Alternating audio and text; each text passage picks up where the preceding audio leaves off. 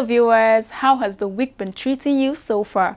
I believe it's been good, less stress, and that you have been staying safe.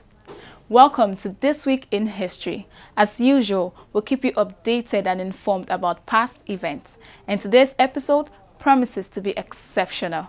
It is still my humble self, Patricia Bassi. Don't go anywhere because we'll be right back after this break.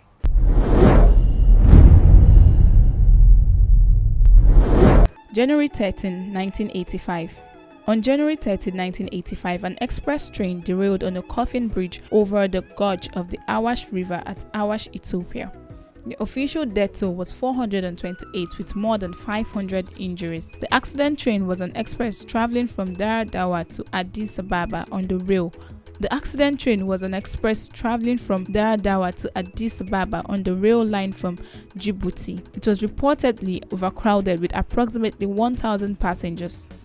Crossing the curved 45th, which is 12-meter bridge over the ravine at Avash, 4 of the train's carriages derailed, beginning with the rear carriage. All fell into the ravine. Initial reports were that as many as 449 had been killed. Ethiopian radio later reported 428 deaths. More than 500 were said to have been injured.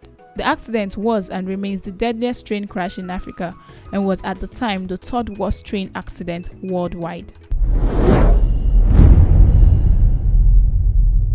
January 13, 2021. Former US President Donald Trump became the first president to be impeached twice on a charge of incitement of insurrection following the storming of the Capitol Hill. The vote left another indelible stain on Mr. Trump's presidency just a week before he slated to leave office and laid bare the cracks running through the Republican Party. More members of his party voted to charge the president than in any other impeachment. Speaker Nancy Pelosi of California, declaring the past week one of the darkest chapters in American history, implored colleagues to embrace a constitutional remedy that will ensure that the Republic will be safe from this man who is so resolutely determined to tear down the things that we hold dear and that hold us together. January 14, 2015. Nigerian security forces repelled an attack by Islamist rebels on the northeastern town of Biu, killing several of the insurgents. Several dozen fighters belonging to the Boko Haram militant group drove into Biu in pickup trucks and on motorcycles, according to reports by Reuters. Nigeria's military headquarters, which rarely comment on attacks, confirmed the incident on its Twitter account.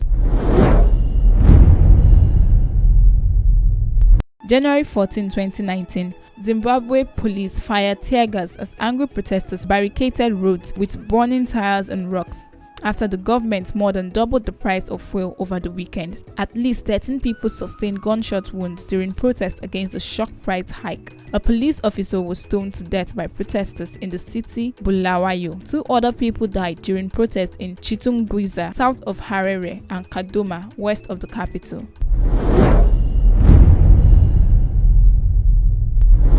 January 15, 1970. Philip Effiong, who became Chief of General Staff of Biafra under Head of State Odumegwu Ojukwu during the Nigeria-Biafra War, surrendered to Nigerian forces. On this day at Dudan Barracks in Lagos, in the presence of General Yakubu Gowon, Effiong announced the end of the Biafran conflict. He became acting Head of State of Biafra on 8 January 1970 after Ojukwu fled into exile.